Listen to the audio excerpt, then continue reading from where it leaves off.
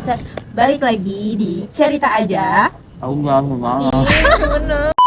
Guys, jadi sebenarnya hari ini aku mau ngebahas satu topik yang cukup menarik ya, dan di beberapa harinya aku lagi mikirin itu gitu, soal bagaimana kamu memandang orang yang bermaksiat atau berdosa. Astagfirullahaladzim. Oke, dari dua aku penasaran banget sama POV kamu yang mungkin gitu ya di usia Gen Alpha hari ini tuh, atau Tapi dia Gen Z Gen Z. akhir ya Gen Z akhir. Kamu dong. Oh iya, maksud dengar kamu. Jadi kayak sebagai Gen Z akhir dan juga masuk ke Gen Alpha, kamu mungkin ngeliat ya kenakalan-kenakalan remaja yang tidak biasanya, atau mungkin sebenarnya biasa aja, bahkan udah orang lain normalisasikan, tapi untuk kamu gitu ya tidak terbiasa dengan itu di keluarga. Nah, kamu memandang teman-teman kamu yang mungkin bermaksiat atau berdosa.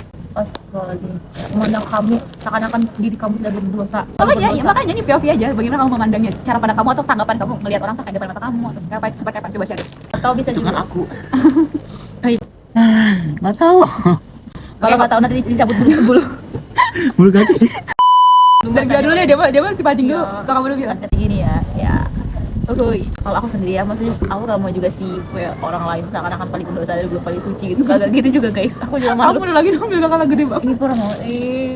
Jadi intinya adalah aku gak mau juga gitu mana kalau orang lain tuh kayak mana gitu ya. Tapi kita ngelihat secara umum aja gitu.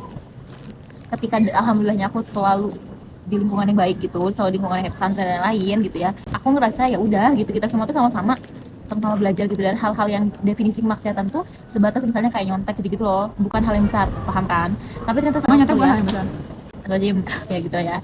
Pas aku kuliah aku melihat gitu ya, melihat fenomena definisi kemaksiatan yang ya parah gitu. Contohnya itu pacaran. Dulu kan kita sudah tahu pacaran, tapi ternyata modelan pacaran di perkuliahan tuh kayak oh my itu dekat gitu ya, astagfirullahaladzim gitu, living together dan segala macam. Nah itu menurut aku kayak ya Allah, ngeri banget ya di zaman sekarang hal kemaksiatan itu tuh jadi hal yang bener-bener biasa aja gitu loh beb.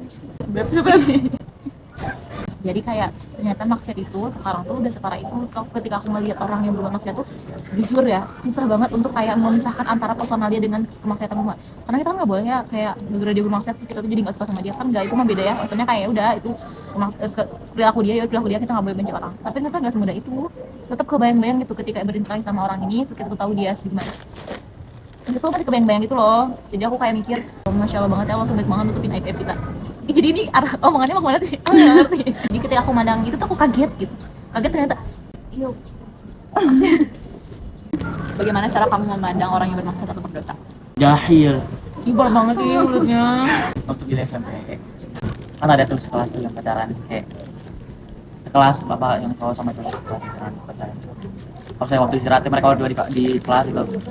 Nah, kita kayak suka mengganggu gitu loh, kayak apalagi ganggu lah apa gitu, kayak cuma membuat mereka berdua tidak nyaman.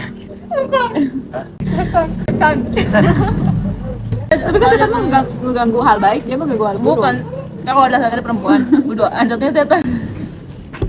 Tapi di balik perilaku aku itu, aku tuh kayak waktu itu kan kayak belum ngerti gitu kan,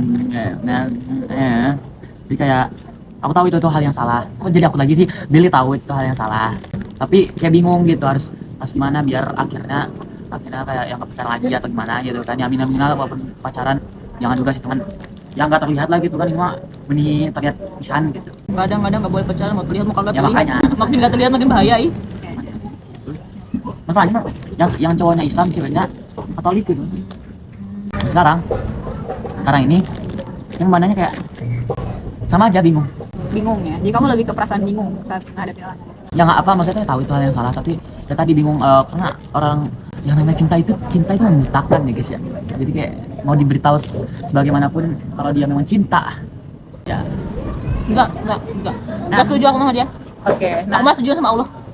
kalau kata aku ya, ngebahas soal bagaimana sudut pandang kita ke orang yang bermaksiat itu emang krusial banget. Dan dulu tuh aku sempat ngerasain kayak gili kah, jadi kayak marah, kesel, tapi bingung juga gitu. Terus pas udah berjalannya waktu, aku baru masuk ke stepnya kayak kamu gitu, Bil, kayak refleksi ke diri. Misalnya, oh saat orang bermaksiat tuh ya kita juga bisa jadi kita kayak gitu juga gitu ya. Cuman Allah menjaga aib-aib kita. Tapi setelah itu aku di beberapa hari ini aku merenung lah ya, misalnya aku berpikir dan aku juga nanya ke tete-tete gitu ya. Ternyata kenapa muncul perasaan bingung, muncul perasaan kesal, muncul juga dari perasaan refleksi itu gitu ya. Karena kita tuh di kondisi sekarang tuh dilema. Kenapa dilema? Karena banyak gitu ya orang yang bermaksiat tuh nggak pure gara-gara dia bermaksiat. Apa gitu? Kayak misalnya ada dia yang bermaksiat karena dia ditekan sama kondisi ekonomi. Ada orang yang bahkan rela buat jadi pelacur misalnya, gara-gara dia memang ya butuh duit gitu. Gue ya di sistem hari ini. Atau misalnya kayak tadi kamu bayangin dari kecil kamu nggak pernah dididik sama orang tua buat sholat, nggak pernah dididik sama orang tua buat taat agama, terus kamu di sekolah bertemu dengan lingkungan yang maksudnya pergaulan antara laki-laki dan perempuan itu nggak ada batasannya, pasti kayak cinta tumbuh itu pasti ya, setiap orang pasti ngerasain itu. Dan pada saat tidak ada batasan diri atau kayak ilmu soal itu tuh ya dia ada nggak sih alasan buat nggak pacaran? Aku tanya, ada nggak alasan dia buat nggak pacaran saat dia tuh nggak pernah gitu dididik sama orang tuanya untuk akhirnya taat agama? Itu punya kan? Nggak ada kan? Kayak logika kita kenapa nggak boleh, kenapa nggak pacaran? Dia tahu pacaran nggak boleh, cuman maksudnya tidak menjadi sesuatu yang akhirnya dia enggan gitu. Kayak orang tua dia juga nggak akan marah, dia juga nggak akan, dia ngerasanya pacaran nggak akan ngerugiin dia, bahkan bikin dia mungkin tambah semangat dan sebagainya. Jadi akhirnya sekarang aku bergeser dari yang aku akhirnya 100% mungkin kesel atau marah atau bahkan aku tadi gitu ya denial gitu. Sekarang tuh malah aku menganggap atau memandang orang-orang yang bermaksiat dan berdosa itu sebagai korban. Pasti. Karena aku selalu yakin, dan ini tuh adalah kata-kata yang aku dapetin dari Kak Sherly Anavita gitu ya, bahwa suatu tindakan itu adalah buah dari apa yang kita pikirkan. Jadi kayak dari informasi kita gitu. Dan Bang Fuad juga bilang kan, intinya apa yang kita lakukan itu pasti bentuk dari informasi kita. Kebayang saat orang itu dia nggak punya informasi tentang Islam, dia nggak terhidrasi dengan lingkungannya Islam gitu ya, terus menerus ya dia nggak akan mungkin gitu untuk tidak pacaran. Tadi orang yang udah dapat input itu aja dengan lingkungannya sekarang kayak gini susah untuk bertahan nggak pacaran, apalagi mereka yang nggak terhidrasi dengan informasi itu. Jadi itu sih sebenarnya insight yang aku dapetin, kayak oh iya ya mereka juga korban, tapi dengan menganggap mereka sebagai korban dari sistem hari ini gitu ya, dari sistem dan lingkungan yang buruk yang rusak hari ini, bukan berarti menormalisasikan atau membenarkan perilaku mereka, ngerti nggak? Tapi jadinya refleksi tadi, maksudnya refleksi jadinya ke kita, oh berarti peran kita sebagai orang yang udah tahu, sebagai orang yang terhidrasi dengan ilmu atau dengan pengetahuan itu, kita punya kewajiban lebih buat mengingatkan gitu. Nah cuman yang jadi challenging lagi itu adalah tadi apa yang dirasakan Dili, bagaimana sih caranya kita untuk menyampaikan pesan itu gitu loh, karena pasti ada rasa bingung kan, kayak benar-benar. karena bingungnya itu adalah kok perasaan gitu ya, seharusnya masalah pergaulan dan pacaran ini dibantu oleh lingkungan keluarga, bahkan tuh sebenarnya lingkungan negara tuh harusnya mengatur guys masalah pergaulan, tapi tidak, keluarga juga tidak, terus kita yang cuman teman dia atau bahkan kenalan dia, kita kayak punya kewajiban untuk akhirnya menyampaikan itu gitu. Ya benar ya. Itu ya, jadi kayak bikin kita bingung sebenarnya itu Bil, karena kita kayak jadi berjuang sendirian gitu. Nah, makanya kenapa penting banget sih selain akhirnya kita tadi memandang orang seperti apa, kita tahu, dan kitanya juga perlu untuk menjaga lingkungan kita gitu. Karena 80% itu yang merubah seseorang itu di lingkungannya. Setuju banget.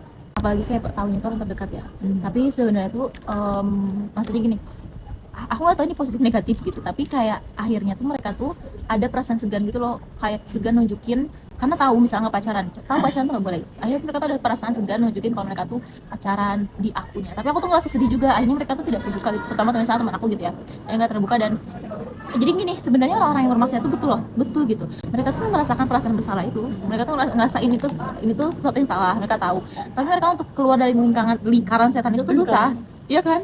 Karena misalnya anggaplah masih banyak orang tua sekarang yang kayak, kamu mana pacar, kamu punya pacar gitu. Kayak gini aja kita masih ditanya sama uwa-uwa gitu. Iya, Kayak bukan nenek tahu nenek masih Pak, kayak kita kayak gini aja saya masih tanyain kemana gebetannya, mana hilalnya, udah ada belum jodoh Cina. Intinya adalah iya aku bagaimana mereka bisa. setuju gitu, aku setuju dengan pendapat kamu bahwa memang faktor tadi ya, salah satu faktor yang membuat mereka tuh terus melakukan maksiat itu tuh karena tadi lingkaran setan yang ya susah untuk dilepas, baik dari keluarganya, dari pemerintahnya gitu, dari lingkungan pertemanan dan lain-lainnya tuh yang kayak gitu. Dan itu sangat jadi apa ya, jadi challenge kita semua, karena aku pun merasakan itu gitu ya. Bahkan aku yang alhamdulillah banget gitu, di punya lingkungan, punya pertemanan yang bagus, punya saudara gitu yang kita sering mengingatkan, orang tua juga gitu. Tapi susah, jujur susah banget kayak, ya Allah. Padahal kita udah tahu di pacaran tuh gak ada manfaat-manfaatnya, tapi kayak yang ya pingin sih, enggak ada gitu rasa pingin, maksudnya ada. Ya, apalagi kalau misalnya sekolah itu bukan di sekolah yang kayak Islami gitu, misalnya kayak negeri gitu, aku negeri gitu ya, jadi kayak ya begitu deh, jadi tantangan untuk kita semua. Jadi sebenarnya yang salah tuh sebenarnya diri kita, atau ada faktor lain yang lebih besar gitu, yang membuat kita tuh akhirnya tuh terpaksa untuk berbuat maksiat gitu. Setuju. Harus ada alasannya gitu. Setuju, karena kayak masih lebih ke oh my god, baru tahu ternyata benar juga apa, tidak ada peran dari pemerintah gitu, dari keluarga lingkungan, sehingga menciptakanlah mereka sebagai korban. Maksudnya berarti bukan 100% salah mereka gitu loh, bukan 100% memang mereka pingin itu melakukan kemaksiatan. Iya betul sekali, tapi harus disclaimer juga tuh, jangan jadi normalisasikan. selain normalisasikan juga jadi jangan menyalahkan orang lain atas kelakuan dirinya sendiri gitu. Akhirnya pas tahu iya ya bener kalau gara pemerintah nggak ngatur nih batasan Oh, gitu. Akhirnya ya. nyalahin pemerintah ya gue kayak gini gara pemerintah gitu. Gue begini karena ini. Jadi intinya jangan nyalahin orang lain, tetap introspeksi diri gitu. Benar. Kita ya apa ya muhasabah gitu diri kita sendiri kayak gimana dan berusaha semaksimal mungkin ikhtiar sebisa kita ikhtiar untuk menjaga gitu. Walaupun ya tadi lingkungannya sempat susah tapi setidaknya kita tuh udah ada menunjukkan bahwa kita tuh berusaha gitu. Berusaha untuk kayak lepas dari lingkaran setan ini gitu. Ya benar. Kayak Terus ada usaha dari si pelakunya. iya begitu. Jadi sebenarnya kayak gini sih. Sebenarnya yang akhirnya punya sudut pandang bahwa itu tuh faktornya nggak cuma gara-gara dia, gitu ya. Tapi ada faktor-faktor lain. Itu kita sebagai orang di luar itu. Jadi kita bukan pelaku maksiat itu. Tapi untuk pelakunya, jadi dia tetap berpikir untuk akhirnya dengan kondisi apapun gitu ya berusaha untuk akhirnya menjadi lebih baik gitu. Dan tadi sekali lagi aku nekenin ke informasi ya guys. Jadi kalau misalnya teman-teman nggak mau jadi orang yang memiliki tindakan yang buruk gitu atau tadi gitu melakukan hal-hal jahat ya jauhi lingkungan yang kayak gitu. Ya bagaimana mungkin teman-teman bisa tahan gitu ya berada di circle yang semuanya pacaran. Jujur teman pasti pacaran. Aku yakin karena itu terjadi sama teman-teman aku. Dari satu circle 2 yang pacaran, nanti 3 pacaran, 4 pacaran, semua pacaran kayak gitu.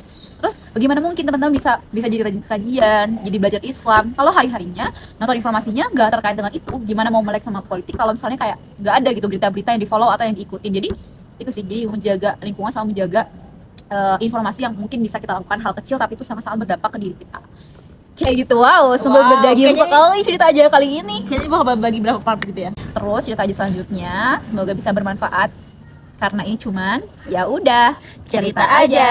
Dadah. Barakallahu fikum. Dadah.